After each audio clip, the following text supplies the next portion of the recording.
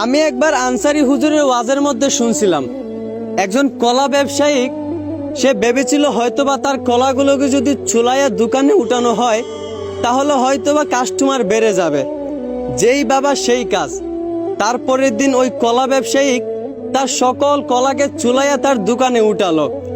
কলাগুলো দেখতে অবশ্য অনেকটা সুন্দর লাগতেছিল, আর অন্য দিনের তুলনায় আজকের দোকানের মধ্যে তার কাস্টমার অনেক ভিড় করেছিল। কিন্তু অবাক করা বিষয়, শুধু কাস্টমার কলাগুলো দেখতেই ছিল, কেউ ওই কলাগুলো কিনতেছিল না। একটা সময় পর ওই কলাগুলো পচতে শুরু করলো। কিছুক্ষণ পর ওই কলার মধ্যে দুর্গন্ধ শুরু হলো। ওই কলার মধ্যে মাছি বসতে শুরু করলো। তা আবার ভালো মাছি না, ওই যে পায়খানায় মাছি থাকে সেই মাছিগুলা। একটা পর্যায়ে ওই দোকানদার বাধ্য হয়ে সেই কলাগুলো একটা টুকরির মধ্যে নিয়ে একটা জায়গায় ফেলতে গেল। কিন্তু যেইখানেই ফালাতে যায় ওইখানেই সবাই মানা করে, বলে যে এইখানে কলাগুলো ফালাইও না, এখানে দুর্গন্ধ করবে।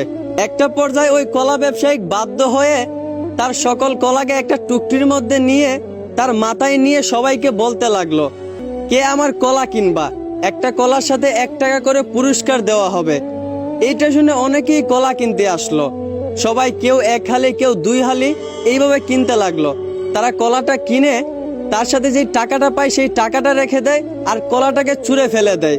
আসলে এইখানে তারা কলাটা নিয়েছে শুধু কলাটার লোভে না, বরং টাকার লোভে কলাটা তারা ফেলে দিয়েছে।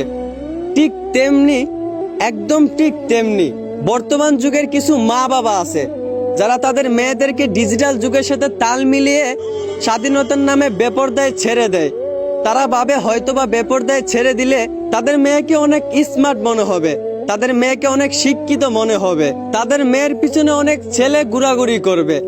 আসলেই তাদের মেয়ের পিছনে অনেক ছেলে ঘোরাঘুরি করে, কিন্তু ভালো ছেলে না। ওই যে কলার মধ্যে মাছি বসেছিল, কিন্তু ভালো মাছি না, পায়খানার মাছিগুলা।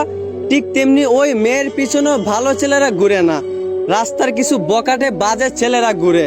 তারপর একটা সময় যখন ওই মেয়ের বিয়ের সময় চলে আসে, তখন সব ছেলেরাই তার পিছন ঘোরাঘুরি বন্ধ করে দেয়। তারপর মেয়ের বাবা যখন মেয়েকে বিয়ে দিতে যায়, তখন সবাই মানা করে দেয়, বলে যে তোমার মেয়ে খারাপ, তোমার মেয়েকে আমরা বিয়ে করব না।